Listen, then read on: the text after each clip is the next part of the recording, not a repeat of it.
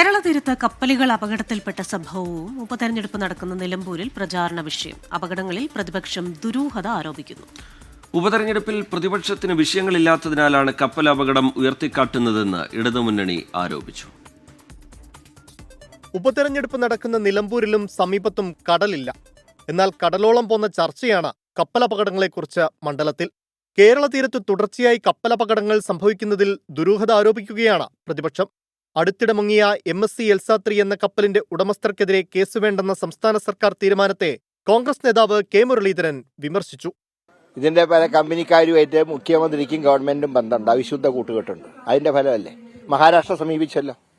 എന്തുകൊണ്ട് കേരളം തയ്യാറാവുന്നില്ല? അത് വളരെ സീരിയസ് ആയിട്ട് കാണും. കേരളത്തിലെ മത്സ്യത്തൊഴിലാളികളുടെ ജീവിതം വഴിമുട്ടുന്ന ഒരവസ്ഥ ഒരിക്കലും ഉണ്ടാവാൻ പാടില്ല. ഈ സംഭവങ്ങളുടെ ഒരു പരിണത ഫലം അനുഭവിക്കേണ്ടി വരുന്നവരാണ്. UDF നിലപാടിനെ ഇടതുമുന്നണി ചോദ്യം ചെയ്യുന്നു.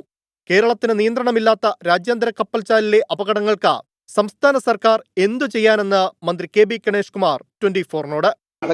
അതൊക്കെ മനുഷ്യനെ കളിയാക്കുന്നതിന് തുല്യമാണ്. കപ്പലടപടവും കേരളം ഭരിക്കുന്ന സർക്കാരും തമ്മിൽ എന്താണ് ബന്ധം? ഇതൊക്കെ അവർ പറയുന്ന എല്ലാ കാര്യങ്ങളുടെയും പൊരുളിത്രയേ ഉള്ളൂ. അവർക്ക് 2026 എന്തെങ്കിലും കുറ്റങ്ങൾ, ശ്രീ പിണറായി വിജയനെതിരെ എന്തെങ്കിലുമൊക്കെ കുറ്റം, സർക്കാരിനെതിരെ എന്തെങ്കിലും കുറ്റങ്ങളും കുറവുകളും കണ്ടുപിടിച്ചിട്ട് ഇങ്ങനെ പറയാം. നിലമ്പൂരിൽ പ്രചാരണ വിഷയങ്ങൾ അനുദിനം മാറുകയാണ്. വികസനം, അഴിമതി, വന്യജീവി ആക്രമണം എന്നിവയായിരുന്നു പ്രചാരണ തുടക്കം. ഇവ പിന്നീട് പന്നിക്കണിയിൽ കുടുങ്ങി 15കാരന്റെ ഷോക്കേറ്റ് മരണം, ജമാഅത്ത് ഇസ്ലാമി UDFനും PDP LDFനും പിന്തുണ പ്രഖ്യാപിച്ചത് എന്നിവയ്ക്ക് വഴിമാറി. ഇപ്പോഴിതാ കപ്പലപകട വിഷയവും മണ്ഡലത്തിൽ സജീവമായിരിക്കുന്നു. 24 നിലമ്പൂർ.